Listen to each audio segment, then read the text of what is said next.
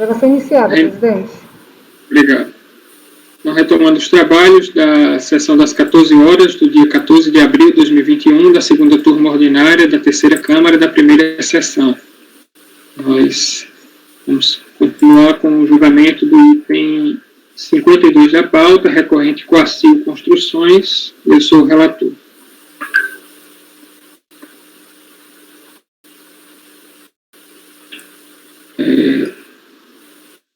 Trata-se de recurso voluntário, interposto em relação ao DRJ, que julgou procedente em parte a impugnação apresentada, uma auto de infração para exigência de IRRF, os terceiros e quarto trimestre de 97, e a questão é justamente de ausência de confirmação de pagamentos apontados em DCTFs, constatação de pagamento a menor que o devido, e ou após o vencimento sem acréscimos legais.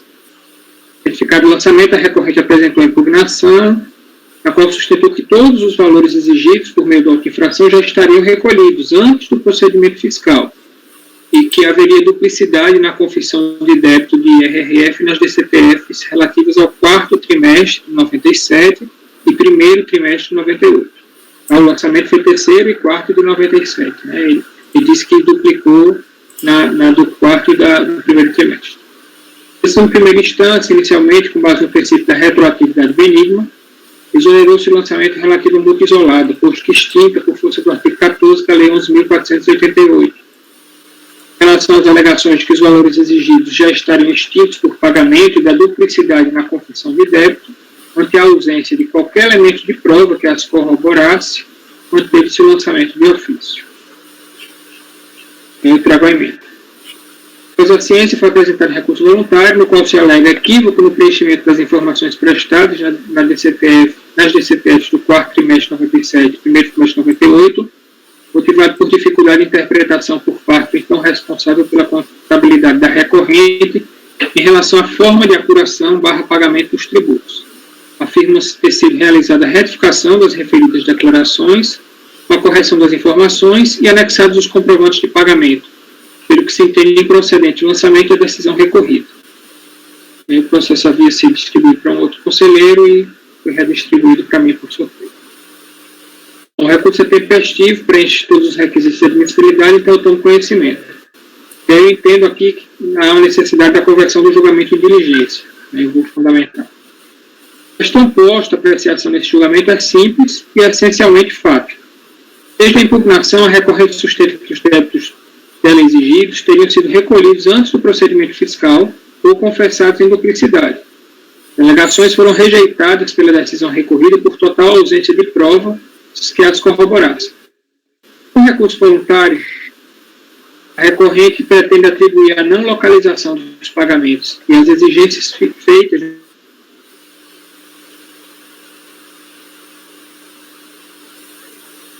Vocês estão ouvindo Paulo? Primeiro trimestre de 98, por conta de mal interpretação acerca das normas regentes dos períodos de apuração / pagamento. Ocorre que, mais uma vez, a recorrente não é diligente na produção de provas hábeis e idôneas a comprovar suas alegações. Já que a arguição é de erro na declaração dos débitos, seria de vital importância ajuntada aos autos da escrituração contábil / fiscal relativa aos trimestres em questão, terceiro e quarto trimestre de 97 e primeiro trimestre de 98, de modo a evidenciar que os débitos efetivamente, evidenciar quais os débitos efetivamente existentes. Não obstante, a juntada dos DAF permite que, em cotejo com os valores confessados na DCTF relativa ao quarto trimestre, constate-se a verossimilhança da alegação da recorrente, de que pelo menos parte dos débitos constituídos no lançamento de ofício teria sido extinta por pagamento. Conforme demonstrativo de folha 8, extrato folha 50, os débitos cujos pagamentos não foram localizados possuem as seguintes características. Eu trago aí. CTF apresentada, a recorrente aponta a extinção do primeiro débito com pagamento cujo vencimento seria 14 de janeiro de 98, que corresponderia à segunda semana de janeiro de 98. Já nos DAF, os dados dos débitos extintos são assim informados. E aí eu trago também. Na listagem de folha 56 e 58, apenas o primeiro débito é apresentado como disponível, pagamento número tal, e os 2 últimos estariam inteiramente utilizados. Pagamentos tais. Ocorre que o pagamento 81, que é o segundo aí, é apresentado vinculado ao débito referente à primeira semana de outubro de 97. Já o pagamento 721 não surge vinculado a nenhum débito do quarto trimestre de 97, na listagem de folha 55 e 56. Não se sabe, portanto, para a extinção de que débito teria sido utilizado. Por outra parte, inexistiu quinta semana de dezembro de 97, para efeito de fatos geradores do IRRF, mas apenas 4 semanas. Tá? Porque no lançamento, o lançamento é feito com base numa informação relativa à quinta semana, né, que não existe. Além disso, os débitos correspondentes aos fatos geradores relativos à quarta semana de dezembro de 97 possuíram vencimento em 2 de janeiro de 98, conforme ato declaratório número 79. Assim, o débito confessado pela recorrente DCTF e aquele constituído de ofício em relação à quinta semana de dezembro de 97 não se apresentam, salvo melhor juízo, como válidos, corroborando a tese da recorrente que o lançamento fiscal decorreu de erro na informação dos valores em DCTF. Já para a primeira semana de novembro de 97, o período de apuração correto seria 1 de 11 de 97, com a data de vencimento em 5 de 11 de 97, e não 27 de 10, como apontado no DAF. O recurso voluntário foi 88 nas DCTFs preenchidas à guisa de retificadoras. A recorrente distribui o débito, número tal, entre a terceira semana de dezembro de 97 e a primeira semana de 98. Então está uma incongruência aí. Todas as incongruências e dúvidas acima expostas, portanto, justificam a conversão do julgamento em diligência, de modo a que o processo seja encaminhado à unidade da Receita Federal de origem para que a autoridade administrativa confirme a disponibilidade do pagamento número tal e a possibilidade de alocação ao débito tal, esclareça com a juntada dos documentos comprobatórios a que débito está vinculado o pagamento final 721 e a possibilidade de alocação ao débito de final 098, esclareça a razão de pagamento de final 881 está alocado ao débito referente à primeira semana de outubro de 97 e a possibilidade de alocação ao débito final 101. À luz de todos os elementos acima apontados, daqueles que entendem necessário juntar aos autos, inclusive os obtidos por meio de intimação recorrente, elabora relatório conclusivo acerca das alegações da recorrente em relação aos débitos constituídos de ofício e pagamentos efetuados. E aí de ciência e depois devolve. Então, assim, o contribuinte não traz, de fato, outros elementos que poderiam ser mais precisos, que seria a escrituração, mas ele traz os DAFs, e a princípio, de fato, esses DAFs quitariam esses débitos, e a princípio também há, de fato, uma incongruência de informações entre as DCTFs. Tá? Então, eu estou entendendo que é o caso de se converter em diligência. Ricardo. Acompanhe. Gustavo. O relator. Flávio. Aliás, André, desculpa. O relator, presidente. Flávio. Com o relator. E Cláudio. De acordo, presidente. Com o relator. Então, resolve os membros colegiados por unanimidade de votos em converter o julgamento em diligência nos termos do relatório e voto do relator. Finalmente, o processo é simples. O item 53 foi retirado de pauta, o item 54 também, 55 também, 56 também, 57 também, 58 também, 59, 60, 61, 62, 63, 64, 65, 66 nós já julgamos, e 70, 67 retirado de pauta, vamos para o item 68 então. Corrente Faurece Automotive, o relator conselheiro Cleuso. Esse é um processo paradigma, do item 69. Pode começar, Cleuso. Vou começar aqui. Aqui, presidente, eu estou propondo uma diligência. Vamos lá. Trata-se de recurso voluntário interposto pela contribuinte indicada acima contra a decisão do DRJ, que considerou improcedente manifestação de inconformidade apresentada pela empresa. Em síntese, o processo versa sobre DECOMP, transmitida para compensar crédito de pagamento indevido de IR-fonte com débito da empresa. O despacho decisório não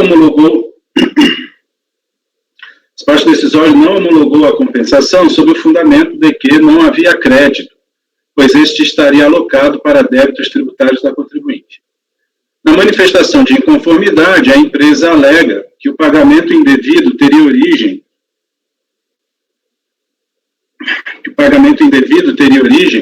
na isenção de IR-fonte nos casos de frete internacional entre o Brasil e a Argentina, invocando a legislação que daria respaldo a tal isenção. A DRJ entendeu que, embora procedente a tese da isenção do IR-fonte em tal caso, no presente processo, a recorrente não teria comprovado documentalmente o destinatário, o país da sede do prestador, o valor, o imposto pago e o motivo do pagamento, razão pela qual considerou improcedente a manifestação de inconformidade. No recurso voluntário, a recorrente reafirma a hipótese de não incidência do imposto e junta documentos. É o relatório. Voto? O recurso é tempestivo, preenche os requisitos, razão pela qual deve ser admitido. A controvérsia do presente processo reside no não reconhecimento do crédito da recorrente, em que esta afirma ter recolhido 66.371 de IR-fonte sobre frete internacional. Alega que, de acordo com o artigo 176 do RIS de 99, estão isentas de IR as empresas estrangeiras de transporte nos seguintes termos. Eu transcrevo aqui o dispositivo. Aduz também que o decreto 87.976 de 1982 promulgou convenção entre o Brasil e a Argentina com o fim de evitar a bitributação. No ponto, prevê o citado acordo internacional. Eu cito aqui. Alega que recolheu indevidamente IR-fonte sobre frete internacional e, por este motivo, utilizou o valor correspondente como crédito para quitar débitos tributários por meio de PERDECOMP, de final 9480. A compensação não foi homologada, pois, para o crédito em questão, foi identificado débito tributário, resultando em crédito inexistente para compensar. Explica ainda que, com a transmissão da DECOMP original, constava o valor do crédito como devido. Porém, depois de enviada a DECOMP, retificou a DCTF em 14/5/2013 para excluir o débito de IR que constitui o crédito compensado. Assim, postulou a homologação da compensação. A decisão recorrida entendeu que a recorrente não comprovou suficientemente que teria feito o pagamento, remessas internacionais, para remunerar prestador de serviço de transporte na Argentina, hipótese em que o imposto realmente não seria devido. No recurso voluntário, a recorrente esclarece que assumiu o ônus do IR incidente sobre os serviços de transporte internacional e que, portanto, recolheu o valor de 66.371 indevidamente, eis que a operação estaria livre de incidência do imposto. Aproveita para juntar outra vez as invoices que comprovariam que os recolhimentos se referem a tais faturas. Junta também as declarações de importação, conhecimentos rodoviários de transporte e documentos de trânsito aduaneiro. E são muitos documentos, né? Folha 73 a 216. Primeiramente, registra-se desculpa aqui, tem um A a mais.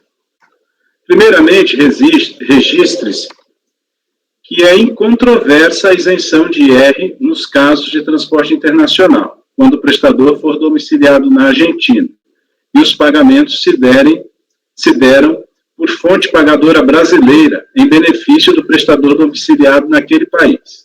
Tanto assim que, na decisão recorrida, a DRJ fez a seguinte consideração. Abre aspas para a DRJ. Assim, comprovado que a remessa se deu por pagamento de fretes prestados por empresa cuja sede esteja na República Argentina, realmente seria indevido o imposto retido na fonte. Retorno eu para o meu texto.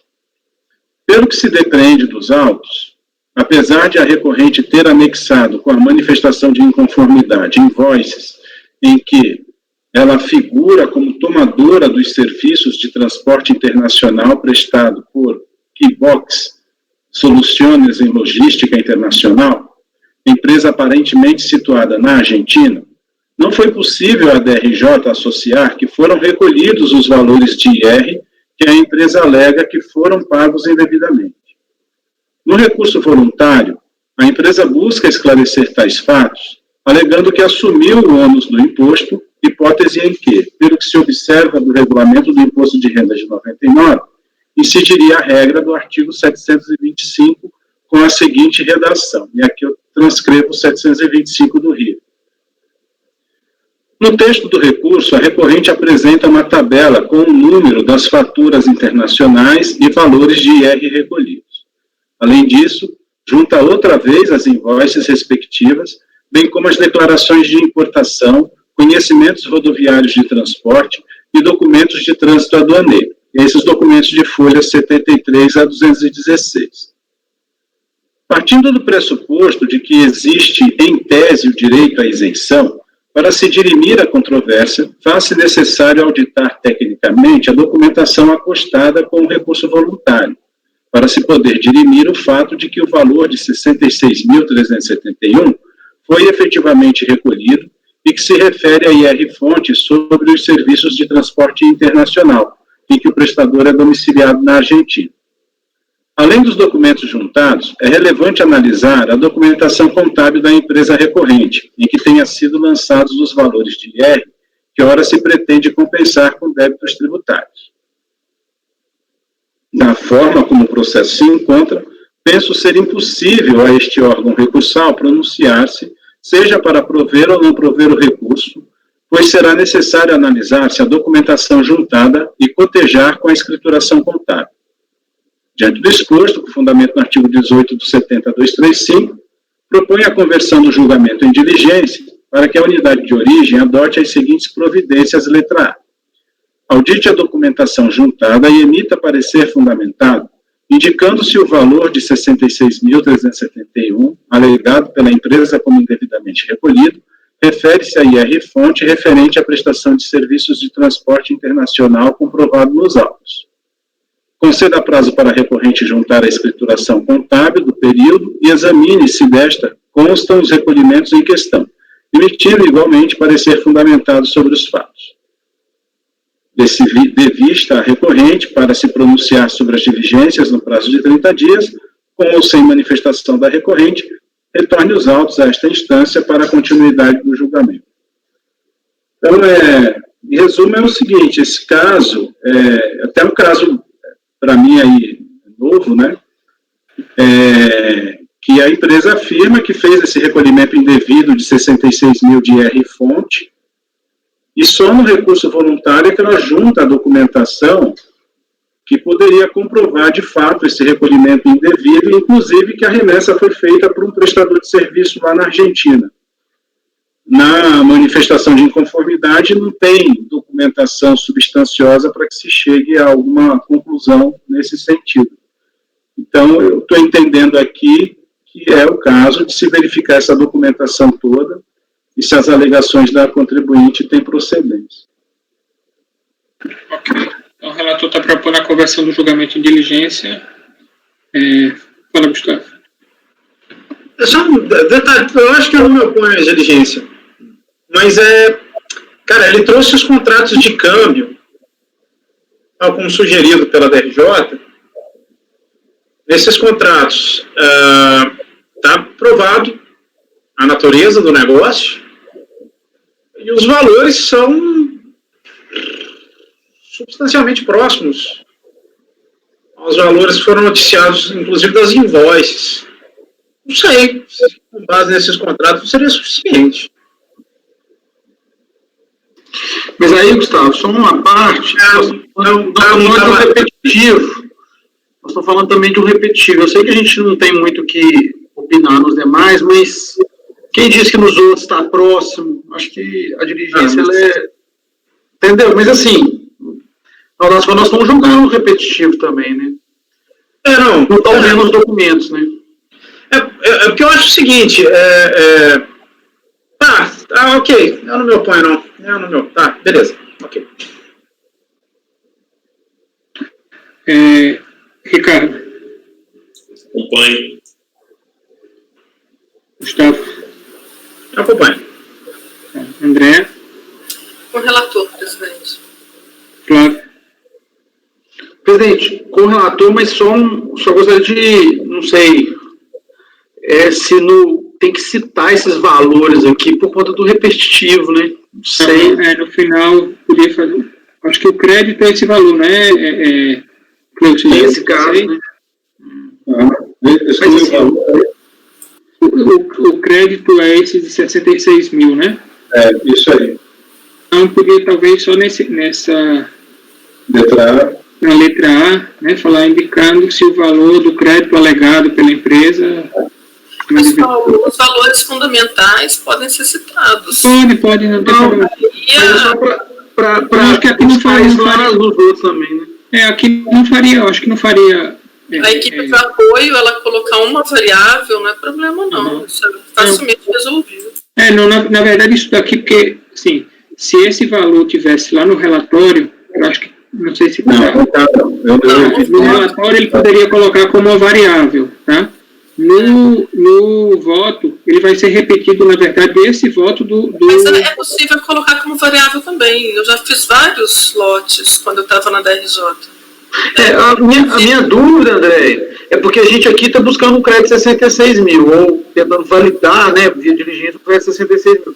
Mas no outro for 50 mil. E aí? Como é que fica essa variável? A unidade preparadora, a forma técnica. A unidade preparadora vai incluir uma variável, vai fazer uma tabela, colocar todos esses valores e pronto. Eu sei, mas eu digo aqui no CARF, na formalização do repetitivo, ele vai repetir esse voto do Cléucio primeiro, exatamente igual. Aí, por exemplo, se vier com esse valor de 66, no final ele vai ter que abrir um outro parágrafo para dizer que o valor, nesse caso, é outro, alguma coisa desse tipo, entendeu? Assim, perfeito. Então, é só retirar, então... Eu acho que só na letra A mesmo, lá em cima já está referido, não tem problema. Não entendi, Paulo. Você já referiu no segundo parágrafo desse voto, você já se refere que o valor é 66, não tem problema. Não precisa, então, tirar? Não, pode deixar lá, no segundo parágrafo, sim, só tirar da letra A. Tirar da letra A.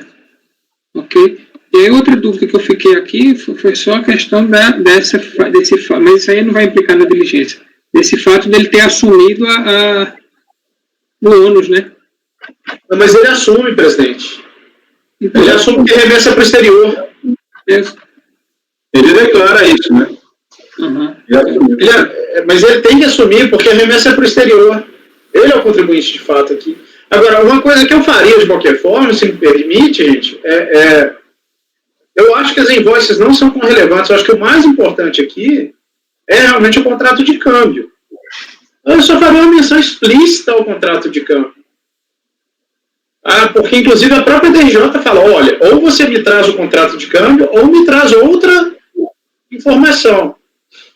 Porque, a priori, até é esse contrato de câmbio que comprova a natureza da operação que foi praticada. Então, eu faria uma menção expressa, quando você fala de documentos, eu colocaria explicitamente, inclusive considerando-se em especial os contratos de câmbio anexados. É que eu só chamar a atenção aí. Como item da diligência, é isso que você está falando? No início, no ar. Audite a documentação juntada, em especial os contratos de câmbio, coisa do gênero. Coloca aqui.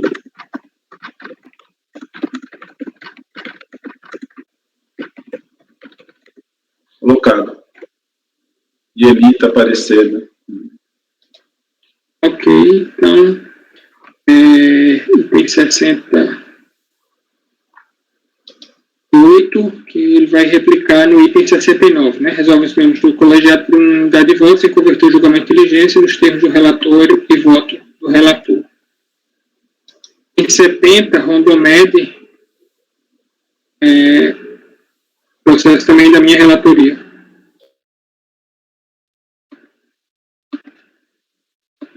Vou abrir aqui.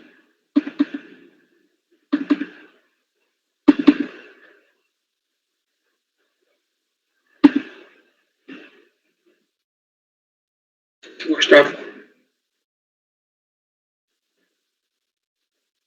Caiu, não? Só fechou a câmera, né? Tá fechado seu áudio. Fechei sem querer, não sei como. Ah, tranquilo. Vamos lá. Item 70. Então, Rondomed, Gustavo. Processo da minha relatoria. O recurso voluntário também, a impugnação foi julgada improcedente, e aqui a auto-infração de RPJ e reflexos relativo aos anos calendários, os períodos contidos, né, nos anos calendários 2005 e 2006.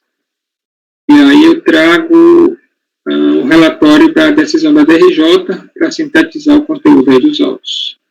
Então, infrações lançadas, omissão de receitas, com base em...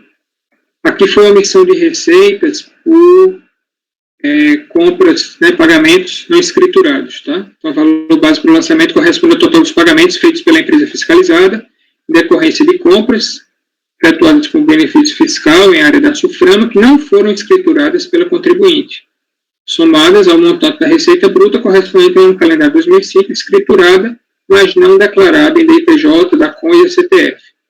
E o montante de receita bruta correspondente ao ano calendário 2006, escriturada e declarada, mas não declarada, foi maior, né, mas não declarada em CTF. Outra parte do lançamento se refere à multa de ofício, multa qualificada de 150%. Justificativa para qualificar e agravar a multa reside no fato do sujeito passivo ter transmitido DIPJ com receitas muito inferiores àquelas efetivamente recebidas, assim como omitido seus débitos nas DCTFs. Assim, temos um conjunto de condutos cujo objetivo não pode ser outro, senão aqueles tendentes a retardar o conhecimento por parte, a justificativa lá da Lei 4.502. Impugnação à recorrente alega cesseamento do direito de defesa, e aí ela vai trazer uma série de alegações, eu vou deixar para enfrentar no meu voto lá. Acho que ela traz 14 alegações, se não me engano, em relação a 13 ou 14 alegações de... Várias alegações, acho que esse processo aqui, não lembro, faz tempo, mas... omissão de receitas, pede que seja cancelado, por terem os auditores abandonado o elemento contábil previsto na legislação tributária para fundamentar seu lançamento em valores de compras. Cancelada a multa de 150, por ter cometido erro sem enquadramento, aplicada a referida penalidade quando deveria ter aplicado o percentual correspondente à declaração inexatas. São cancelados os autos de infração de PIS e COFINS por terem utilizado base de cálculo já declarada inconstitucional, abandonando o conceito de faturamento. Sejam cancelados os autos de infração de PIS e COFINS por terem os auditores utilizados incorretamente as alíquotas de 0,65 para o PIS e 3 para a COFINS, quando o correto seria aplicar a alíquota zero prevista no artigo 2º da Lei 10.147. E aí ela, através de um pedido, que foi o 246, ela requer a renúncia ao contencioso administrativo em relação aos autos do IRPJ e da CSLL. Então, ficou aqui apenas PIS e COFINS, mas como são reflexos do IRPJ, a competência fica mantida conosco. Quando, em primeira instância, ressaltou-se inicialmente a ausência de obrigatoriedade de obediência a precedentes administrativos judiciais não vinculantes. Quanto à preliminar de nulidade, registrou-se a obediência por parte da autoridade fiscal a todos os requisitos previstos na legislação regente. Notou-se que a recorrente foi cientificada do meio pelo qual se poderia se informar de todas as informações, porque ela alega algumas questões relativas ao MPF, tá? Que eu vou trazer no voto.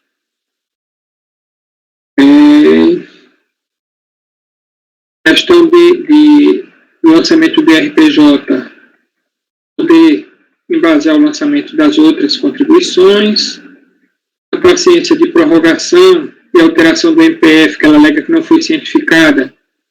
Não é alegado que a legislação permite fazer isso no primeiro ato, posteriormente praticado, e, eventualmente, se fosse descumprido, mesmo assim, isso não é causa de nulidade do lançamento. A iniciativa preliminar apontou-se que o auto de infração deve ser lavrado no local da verificação da falta, porque ela reclama que foi lavrado fora do estabelecimento dela. Eu acho que esses aspectos da nulidade eu vou pular, porque eu vou abordar no voto, pode ser? Ela vai reiterar isso daí. Passou a questão de mérito, registrou-se quanto à alegação de inconstitucionalidade da legislação que fundamentou os lançamentos referentes à COFINS e ao PIS, a inexistência de declaração da referida inconstitucionalidade por parte do Poder Judiciário e a possibilidade de tal exame ser realizado no âmbito do Poder Administrativo. Quanto à aplicação da alíquota zero em relação às referidas contribuições, notou-se que o lançamento foi realizado com base em presunção legal de omissão de receitas, fundada na falta de escrituração de pagamentos efetuados, que não havia provas de que os recursos utilizados nas referidas compras se referem à venda de produtos sujeitos à alíquota zero. Por fim, quanto à multa de ofício qualificada, sinalou-se que o caso tratado nos autos não seria de simples declaração inexata ou de erro no preenchimento da DPJ, mas de declaração zerada e omissão assintosa das receitas auferidas, evidenciando o caráter doloso da conduta da recorrente, em consonância com a hipótese de qualificação da penalidade. Eu trago o acórdão. O recurso voluntário, ela basicamente repete as alegações com pequenos acréscimos para se contrapor aos fundamentos da decisão recorrida. Duas questões, contudo, merecem ser destacadas por representarem novos argumentos de maior monta. Em relação à alegação de inconstitucionalidade da legislação que embasou o lançamento, suscita os precedentes do STF, que teria reconhecido tal vício em relação ao parágrafo 1º do artigo 3º da Lei 9718 e a inclusão do ICMS na base de cálculo da COFINS.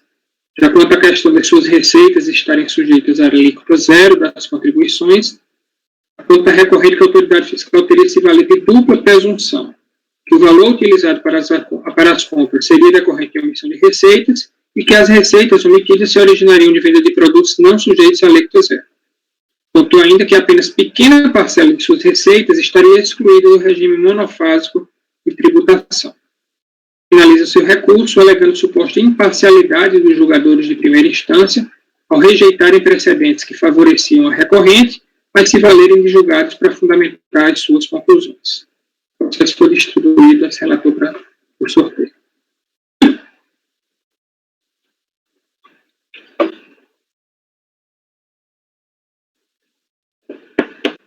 Eu passo a análise do recurso. O recurso é tempestivo, preenche todos os requisitos de admissibilidade, então tomo conhecimento. Preliminares de nulidade. Como relatado, o recorrente sustenta desde a impugnação uma série de alegações de nulidade do lançamento fiscal. Importa deste modo, antes de se adentrar ao exame individualizado de cada alegação, focar a legislação que trata da questão da nulidade no âmbito do procedimento e processo administrativo. Eu trago o artigo 59, decreto 7235. Lembro também dos requisitos que existem no artigo 142 do CTN e no artigo 10º do decreto 7235 também. Eu passo a análise das alegações da recorrente. Em primeiro lugar, a recorrente sustenta que o termo de início do procedimento fiscal não menciona qual é o objeto da ação fiscal, qual a sua abrangência, não fazendo menção à auditoria de qualquer tributo, o que a teria impedido ao longo de toda a ação fiscal e compreender o escopo desta e de atender às demandas da autoridade fiscal. Folhas 105 e 106, vê-se o documento atacado pela recorrente. Ali é identificado o número do MPF, que é para a fiscalização, juntamente com o código que permitiria à recorrente, conforme instruções expressas ali apresentadas, verificar a exatidão das informações contidas neste termo, assim como acompanhar eventuais prorrogações do mandado de procedimento fiscal no site da Receita Federal. Todas as informações relacionadas ao referido procedimento fiscal, portanto, estavam disponíveis à recorrente e o atendimento às exigências da autoridade fiscal deveria se dar nos limites das intimações recebidas, não fazendo sentido a alegação da recorrente.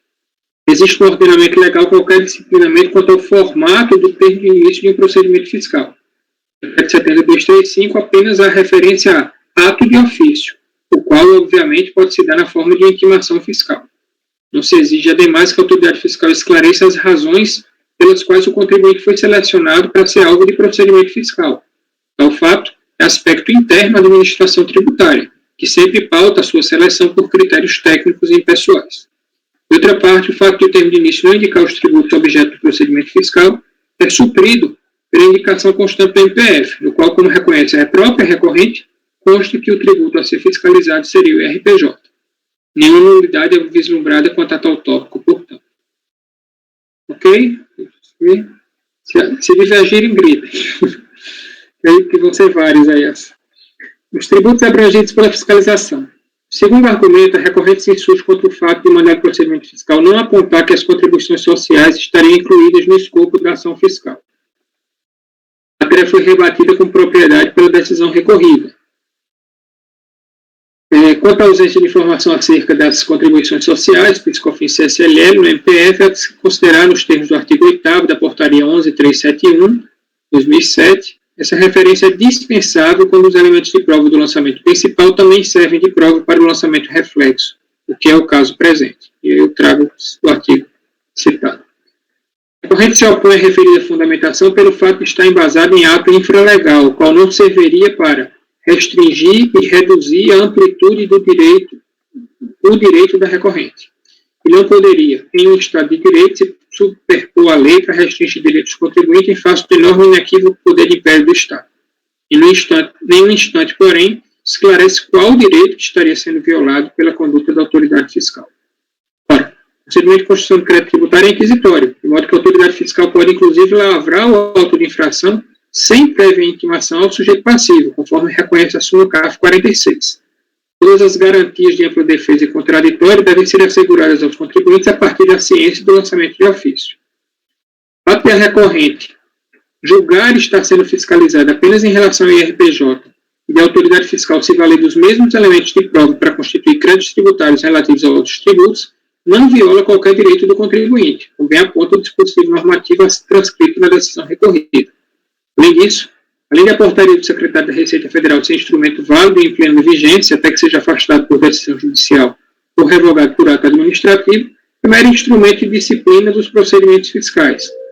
A Constituição do Crédito Tributário relativo às contribuições sociais é de competência dos auditores fiscais da Receita Federal do Brasil por disposição legal.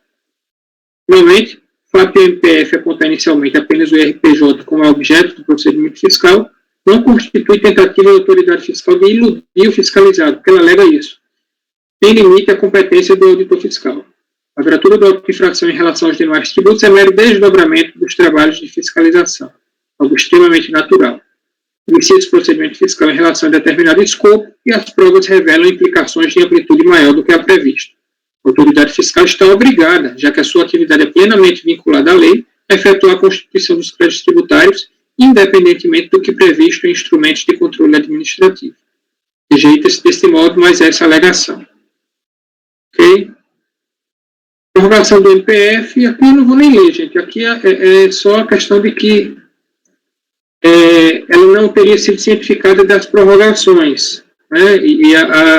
De fato, a portaria que regula o MPF, ela diz que no primeiro ato subsequente, diz que dispensa, porque antigamente, Ricardo vai se lembrar disso daí, que antigamente, a cada prorrogação era necessário que o fiscal desse ciência ao contribuinte. Então, de um tempo para cá, essas ciências foram dispensadas, já que o contribuinte tem acesso a consultar o MPF lá no site, e no primeiro ato de ofício praticado pelo auditor fiscal, ele deveria dar ciência dessas prorrogações. De fato, não existe no processo a comprovação que ele tenha dado ciência disso, mas dentro daquela linha que tem sido a predominante da jurisprudência do CAF, eu entendo que isso é uma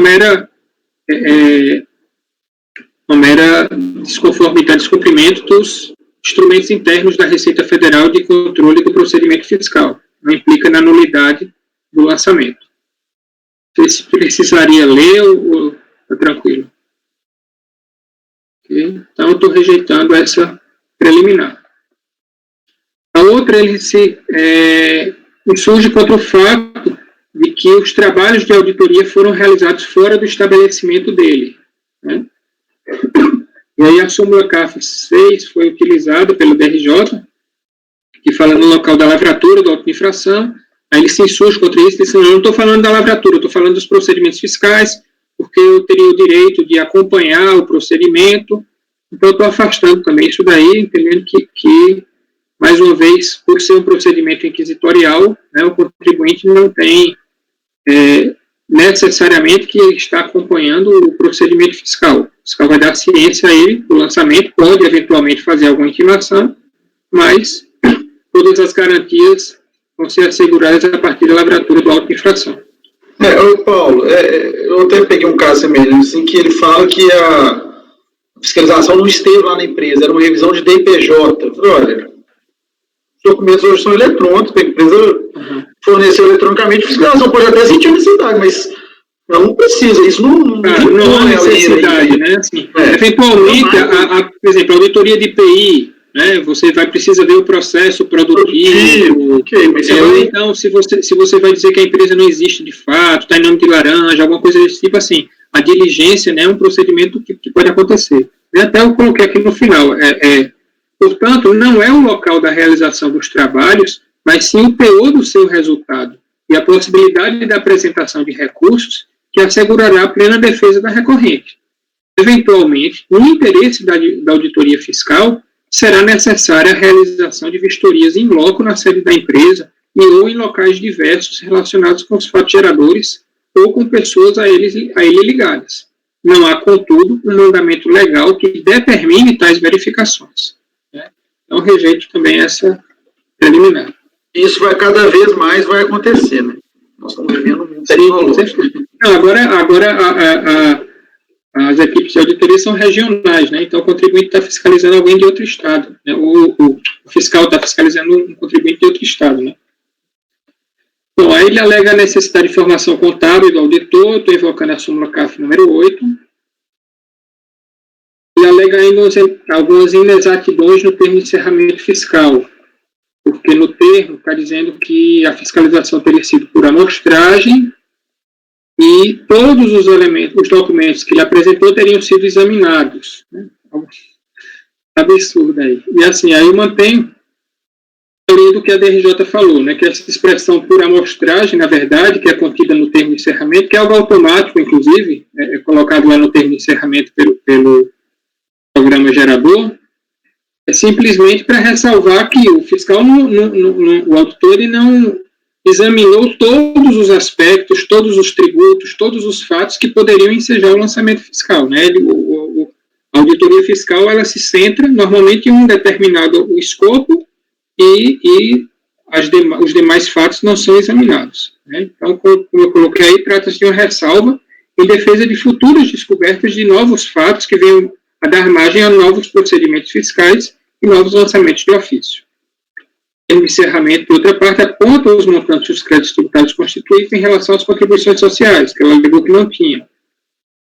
A de primeiro parágrafo aludia apenas a IRPJ, diz respeito à questão já apontada de que os mesmos elementos de prova colhidos na investigação relativa a tal tributo ensejou os lançamentos reflexos. Então, eu entendo que as inexatidões que ela aponta no recurso voluntário, além de inexistentes, sequer se aproximam de qualquer causa de nulidade do lançamento. E aí ela diz que a recorrente aponta que a própria DRJ não encontrou argumentos para manter a autuação nos termos em que esta foi feita, pois a recorrente foi autuada com base no valor de suas compras de mercadoria e não com base em extratos bancários. E parece não entender os fatos é a recorrente, ou responsável pela sua defesa, e não por deficiência dos documentos de constituição do crédito tributário ou dos julgadores a qual. O que se afirmou na decisão recorrida é que a autoridade fiscal se valeu para o lançamento de ofício apenas da omissão de receitas por ausência de registro contábil de compras, e que tal constatação decorreu dos extratos bancários da recorrente. Teria diversas outras linhas investigativas a serem exploradas, mas que não foram. Daí a origem da expressão por amostragem. Teste de todas as alegações da recorrente, não se vislumbra qualquer nulidade no procedimento fiscal e voto por rejeitar todas as preliminares contidas no recurso voluntário. Ok? Parcialidade dos julgadores de primeira instância. E aí ela alega aquela questão, que os julgadores eles rejeitaram os precedentes que contrariavam a recorrente, mas se fundamentaram em precedentes, né, que amparavam as suas conclusões. Precisa ler? Bom, vou ler só os dois últimos parágrafos ali. Né? O valor dos precedentes não vinculantes, tal qual empregado em alguns momentos da decisão a qual, é servir de reforço de argumentação para os posicionamentos adotados. Não há qualquer evidência de parcialidade por parte dos julgadores que proferiram a decisão recorrida, que fundamentaram suficiente e adequadamente todas as suas conclusões. Então, Eu falo que não são vinculantes, né, os precedentes que ela traz, e os outros são utilizados pela autoridade julgadora apenas para reforçar os seus argumentos. Afasta-se, portanto, a alegação suscitada no recurso. Paulo, pois não. Só sobre esse ponto, acho que no relatório se usou a expressão imparcialidade, aí eu acho que ficou, não sei se está coerente com o que está aqui. Depois dá uma olhadinha lá. Tá. Falo parcialidade, imparcialidade. O último, acho que é o relatório. Mas é só uma questão. Parcialidade, ok, desculpa. Obrigado, Pedro. Base de cálculo das contribuições, né, da COFINS e da contribuição ao PIS. Sustenta recorrente que as receitas consideradas omitidas no lançamento de RPJ com base na presunção legal e baseada na ausência de escrituração do pagamento de compras não poderiam ser consideradas nas bases de cálculos da COFINS e da contribuição ao PIS. Seriam 3 as razões para tanto. Limitação à receita bruta. Em primeiro lugar, a alegação é que, considerando que o Supremo Tribunal Federal decidiu que a base de cálculo do PIS e da COFINS é o faturamento, considerando que o mesmo tribunal conceituou esse faturamento como sendo receita bruta derivada da venda de mercadorias e prestação de serviço, e não sendo os valores alegadamente oriundos de receitas omitidas, derivadas da venda de mercadorias nem da prestação de serviço, não há que se falar em lançamento de PIS e COFINS neste caso. A tese da recorrente está relacionada às decisões do STF, nos recursos que eu cito aí, que consideraram inconstitucional o parágrafo 1º do artigo 3º da Lei 9718. Ora, efetivamente, o pretor Celso, no citado julgamento, reconheceu a inconstitucionalidade do mencionado dispositivo, o qual veio a ser revogado por meio da Lei 11941 de 2009. Não obstante, tal decisão não possui qualquer impacto em relação ao lançamento de ofício sob apreciação. Relatado, o lançamento referente à COFINS e à contribuição ao PIS é reflexo do lançamento relativo ao RPJ, que se embasou na presunção legal de omissão de receitas prevista no artigo 40 da Lei 9.430. E aí eu cito. Positivo. A constatação que fundamentou o lançamento, portanto, foi que a recorrente omitiu as receitas que empregou na realização dos pagamentos não registrados em sua escrituração contábil. Citada constatação deve ser entendida em conjunto com as disposições do artigo 24 da Lei 9249, que diz que verificada a omissão de receita, a autoridade determinará o valor do imposto, e aí o parágrafo 2º que fala que será utilizado também para o lançamento das contribuições. Ou seja, a partir das disposições legais, as receitas consideradas omitidas pela recorrente são entendidas como provenientes da atividade a que ela se dedica, o que é plenamente compatível com o caput do artigo 3º da Lei 9718. Ou seja, ao contrário do que é alegado, as receitas omitidas são consideradas provenientes da venda de mercadorias. A base de cálculo utilizada se adequa perfeitamente ao entendimento consagrado pelo Supremo Tribunal Federal nas decisões invocadas. Prosseguir? Exclusão do ICMS. E o segundo argumento, a recorrente suscita a necessidade de exclusão do ICMS da base de cálculo da contribuição ao PIS e da COFINS. Essa matéria é tratada em decisão proferida pelo STF, no RS 574706, que determinou a exclusão em questão, conforme emenda a seguir. E aí eu vou falar que o julgamento incidente é de repercussão geral, né, que seria obrigatório. Só faço um histórico aí das nossas decisões, porque em um primeiro momento houve uma certa discussão acerca de se deveria ser aplicado ou não esse procedimento, esse precedente, né, já. Eu coloco essa turma, por meio do acordo 302.202.690, o relator conselheiro Flávio, enfrentou a matéria, ocasião em que entendeu que, apesar da ausência de trânsito em julgado, o precedente criado pela decisão do STF deve ter aplicação imediata. O próprio STJ tem adotado o entendimento do STJ conforme a título ilustrativo as decisões proferidas tais. O colegiado, porém, a partir do acordo tal, também de relatoria do Flávio, reviu o seu posicionamento em decorrência da ausência de definitividade da decisão do STF, o que, ateúdo do já citado artigo 60, parágrafo 2º, do anexo 2 do CAF, não tornaria obrigatória a sua observância pelos conselheiros do julgamento dos recursos no âmbito do CAF. Consignado no voto condutor do citado acordo dessa turma, Assim, mesmo que haja um precedente fixado que vincula os órgãos judicantes, ainda não se sabe ao certo a extensão temporal da decisão do STF, sendo temerário, nesse momento, aplicar de forma precária aquele precedente em fatos pretéritos. Nesse mesmo sentido, eu cito 2 outros precedentes dessa turma posteriores. Além disso, no caso sob análise, mesmo admitida a tese da não inclusão do ICMS na base de cálculo da contribuição ao PIS e da COFINS, o lançamento foi realizado com base em presunção legal de omissão de receitas, a partir de pagamentos de compras não escriturados. Não sendo comprovadas quais as vendas cujas correspondentes receitas foram omitidas, é impossível, igualmente, se apurar se as bases de cálculo adotadas no lançamento incluem o valor do ICMS, se o tributo estadual foi efetivamente declarado e recolhido aos cofres estaduais e em que montantes. Deve ser rejeitada, portanto, a referida alegação. Vamos prosseguir? Das receitas de produtos monofásicos. Finalmente, a recorrente se resigna com o fato de que, por ser revendedor atacadista de medicamentos, a maior parte das suas receitas estaria sujeita à alíquota zero em relação à COFINS e à contribuição ao PIS. Assim, considera que não caberia a lavratura dos autos de infração relativos às referidas contribuições. Correndo o risco de ser repetitivo, a questão é solucionada com base nos dispositivos legais e fundamentos já expostos. E eu vou falar a questão que foi o lançamento foi por presunção. O artigo 24, parágrafo 1º, diz que no caso de atividade diversificada, não sendo possível a identificação da atividade a que se refere a receita omitida, essa será adicionada àquela que correspondeu ao percentual mais elevado.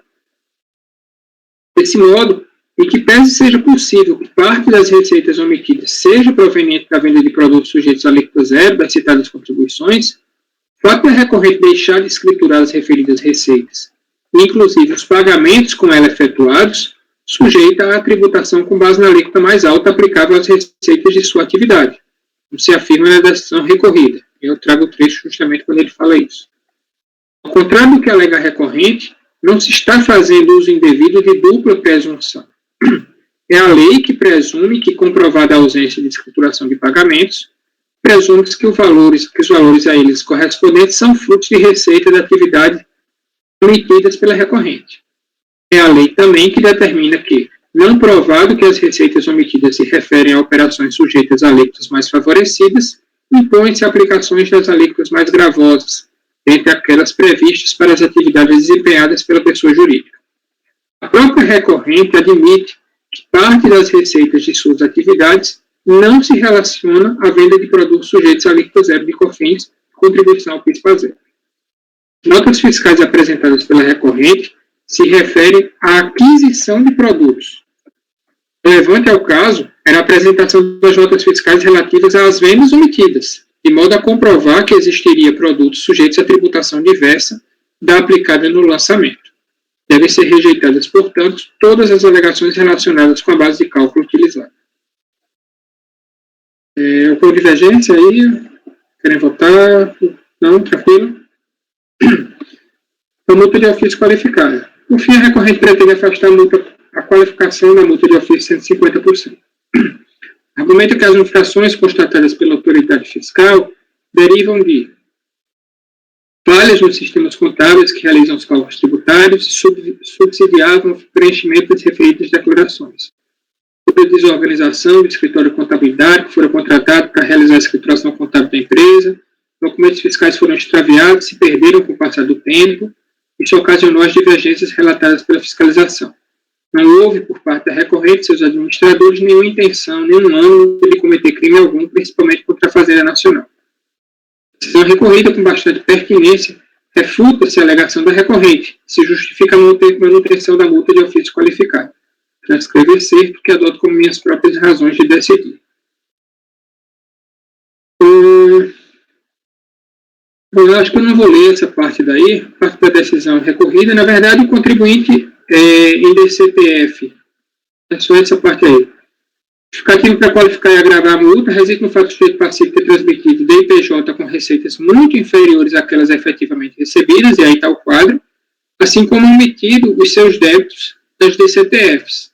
se temos um conjunto de condutas cujo objetivo não pode ser outro, senão aquelas tendentes a retardar o conhecimento por parte da autoridade fiscal da ocorrência do fato gerador da obrigação principal, sua natureza, circunstâncias, o texto lá da Lei 4.502. Então, eu mostro aí o quadro, né, que é repetido lá, a divergência.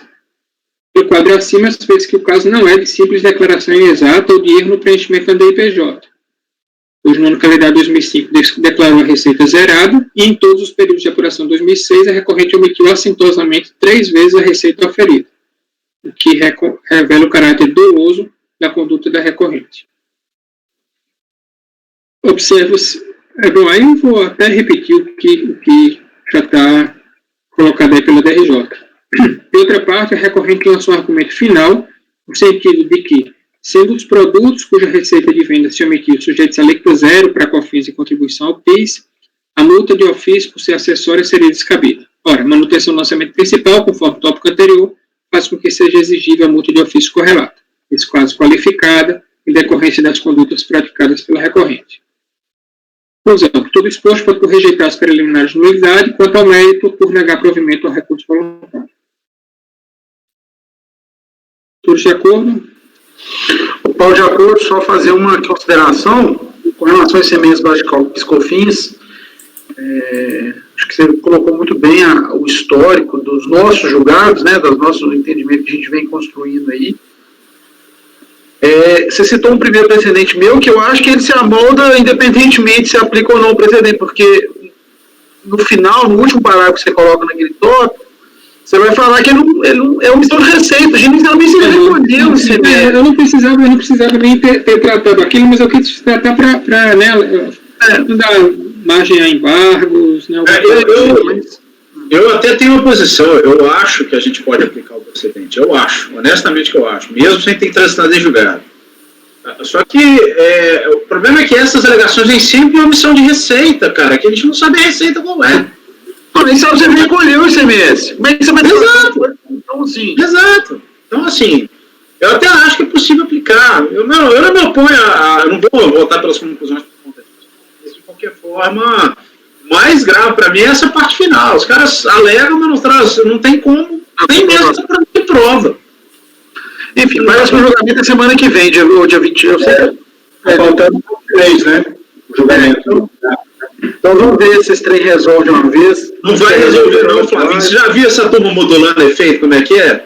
Aplica-se aos processos em curso, pronto, acabou. E aí, auto de infração?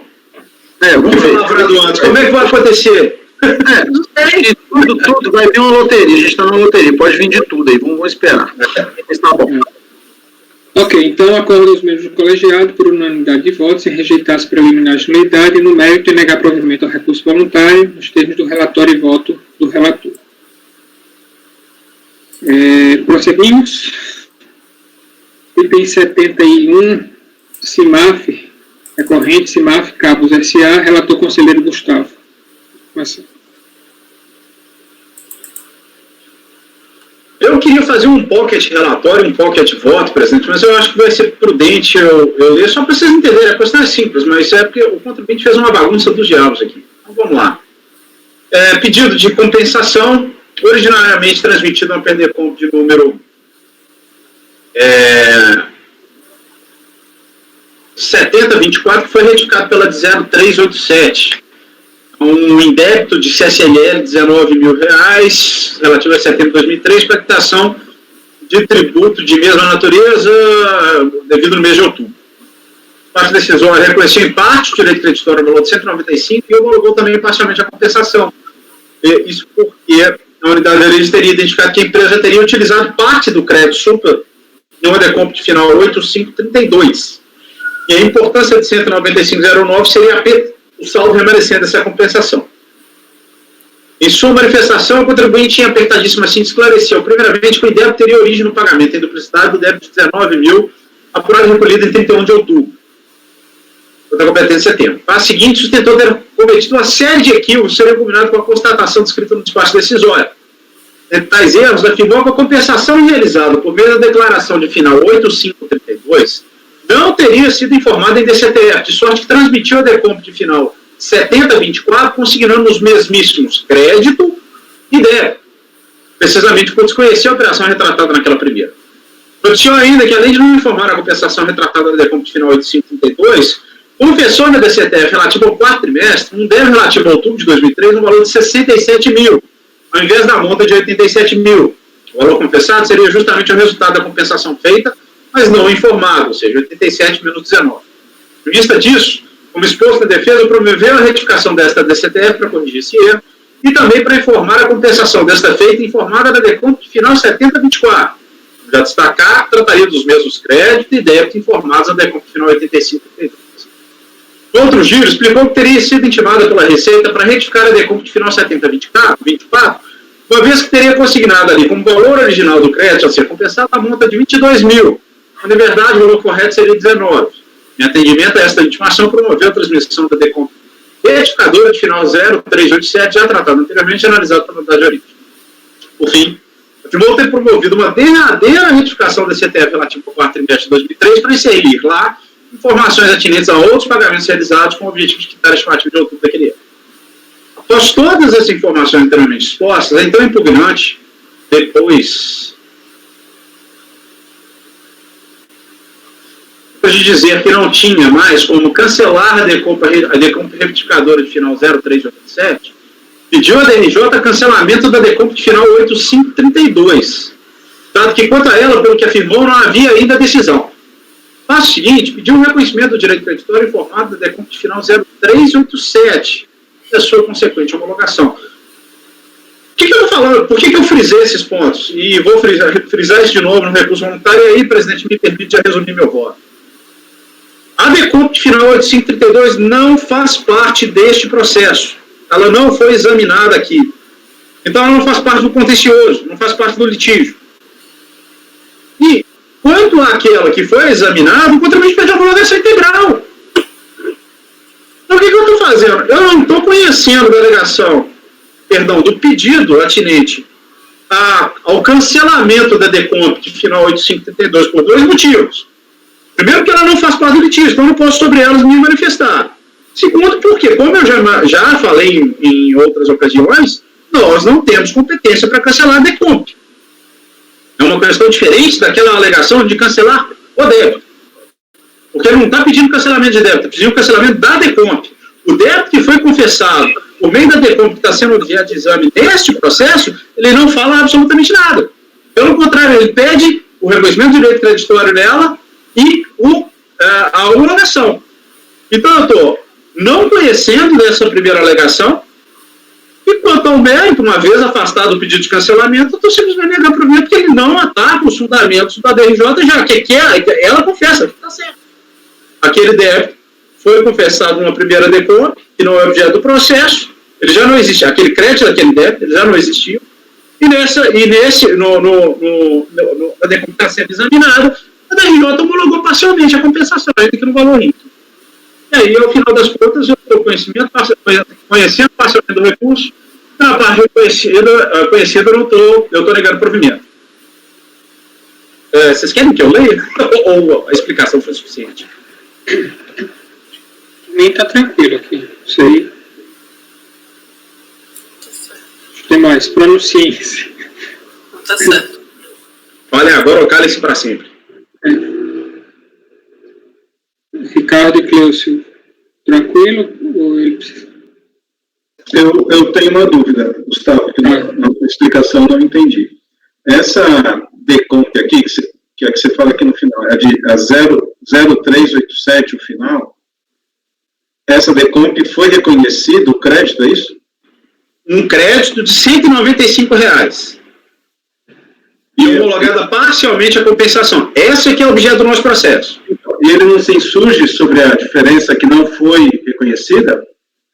Não, porque ele inclusive reconhece que ele não tinha esse crédito, porque ele falou, ele já tinha usado ele em outra decomp.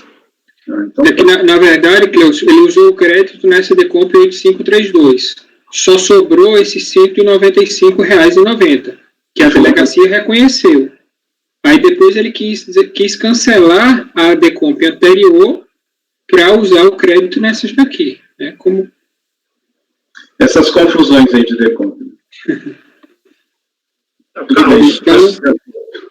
Então, todos acompanham o relator, ele está votando por conhecer parcialmente do recurso voluntário, na parte conhecida, negar provimento ao recurso. Todos de acordo? Então, por unanimidade de votos.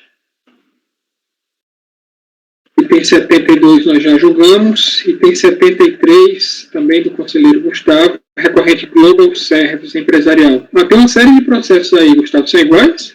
Os 4 são muito parecidos, são virtualmente iguais. Muda só a alegação, mas assim, é a mesma coisa, só muda, eu acho que, se eu não me engano, vai mudar aí,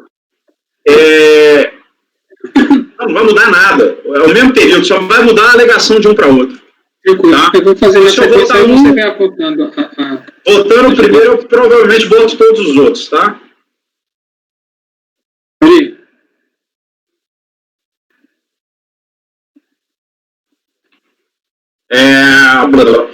Cuida dos autos de pedidos eletrônicos de compensação, primeiro dos quais, inicialmente, agora recorrente, pretendia o reconhecimento do direito creditório relativo a saldo negativo de RPJ, alegadamente apurado no ano calendário 2002, no valor de 53 mil. Conforme se depreende do despacho decisório juntado a Frestais, a DERAT decidiu por não reconhecer o dito crédito, e assim por não homologar as compensações transmitidas, normalmente por ter identificado que o período de apuração informado no DECOMP diferia daquele constante da DIPJ da empresa. As interessadas informaram nesta última declaração que optaram pela apuração trimestral do tributo intestino, ao passo que nos pedidos de compensação o saldo negativo se referiria à apuração anual. Em manifestação de conformidade, não obstante concordar com a DERAT quanto ao problema feito a disparidade entre as informações constantes da DIPJ e das DECOMP, afirmou que, quando somados os valores negativos apurados aos 4 trimestres, ainda se verificaria a existência de um crédito a ser recuperado. É isso mesmo, tá? Não dá muita explicação, não. Primeiro, assim, pelo procedimento do seu pleito. A DRJ negou.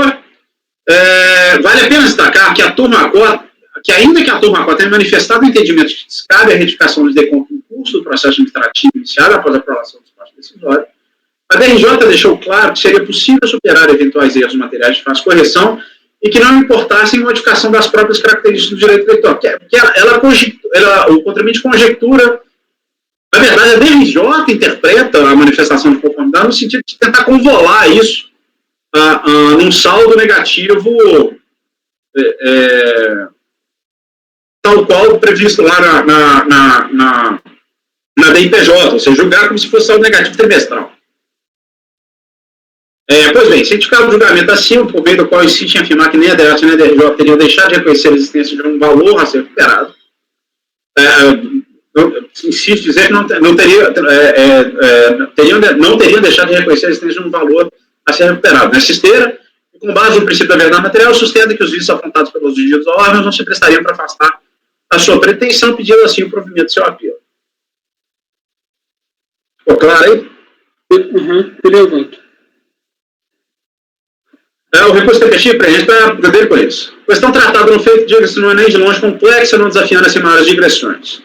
Realmente admite, nunca refutou, existiam incongruências entre informações prestadas por meio do seu DPJ e a DECOMP em que as parcelas do crédito teriam sido informadas. Outro giro, em momento algum, refutou os próprios argumentos deduzidos na decisão de primeiro grau, que, diga-se, e como destacado no relatório acima, até admitiria a superação de eventuais erros de preenchimento constantes em declarações de compensação, desde que não importassem modificação na natureza e características do direito creditório pretendido. E esse entendimento não impugnado, reprises, encontra no seio da jurisprudência descolegiada e negável suporte. Nesse sentido, confere-se a seguinte emenda de julgado proferida recentemente por esse colegiado. Nesse mesmo sentido, vale reproduzir a posição acolhida à unanimidade por essa turma, colegiado,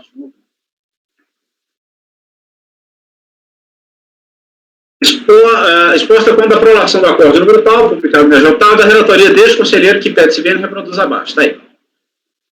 Em linhas gerais, não se recusa a possibilidade de se analisar direito creditório, mesmo quando verificados erros no preenchimento das respectivas DECOMPs. O que não se admite, como exposto, é a acumulação de pedidos de crédito de determinada natureza, em outros de natureza distinta, e desta forma pressupõe também a modificação dos critérios de sua verificação e atualização. Como bem exposto pela DRJ, cabia a contribuinte transmitir uma DECOMP para cada trimestre em que se tenha apurado saldo negativo, já que, inclusive, os critérios de atualização monetária aplicáveis a cada um daqueles créditos é distinto. Como dito, o caso não desafia maiores reflexões. À luz do exposto, voto negar por meio da recurso voluntário.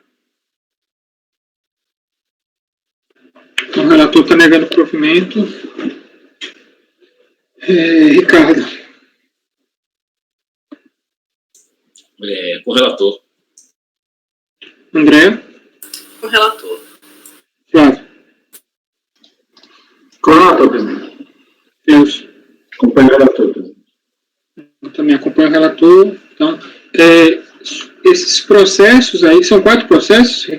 São 2001, 2002, 2003, 2004, presidente. Tá, não são do mesmo ano, não, entendi. Não. Então, acordam os membros do colegiado por unanimidade de votos, negar provimento ao recurso voluntário nos termos do relatório e voto do relator. E aí a gente pode abrir os outros para ver as divergências. O seguinte é exatamente igual, tá? Não tem diferença, só muda o ano calendário. Só se aplicaria a mesma decisão, então. Exato. Mesmo. Uhum. 75. O 75, ele é virtualmente igual, a diferença é só que a DRJ não se manifesta sobre a possibilidade de admitir a acumulação. Isso não é objeto de discussão, mas também é a mesma coisa.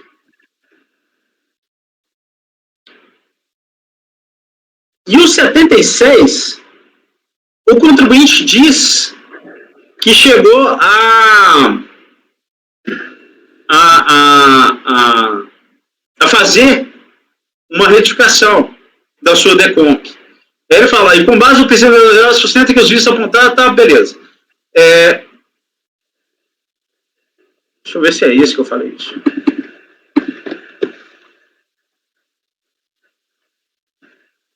Não, peraí, não é isso não. Qual foi esse que ele fez essa alegação que eu não estou achando?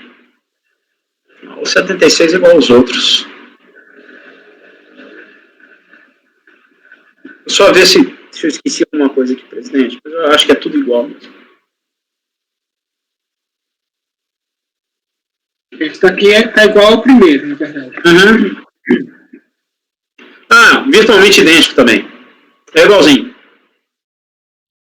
Ok. Então, mesma decisão para os 4, todo mundo de acordo? Então, em todos, unidade de votos, negar provimento ao recurso voluntário nos termos do relatório e voto do relator. Quer fazer um intervalo agora? Eu ia pedir, Paulo. 10 minutos? Pode ser. Então, Val, você interrompe a gravação, por favor?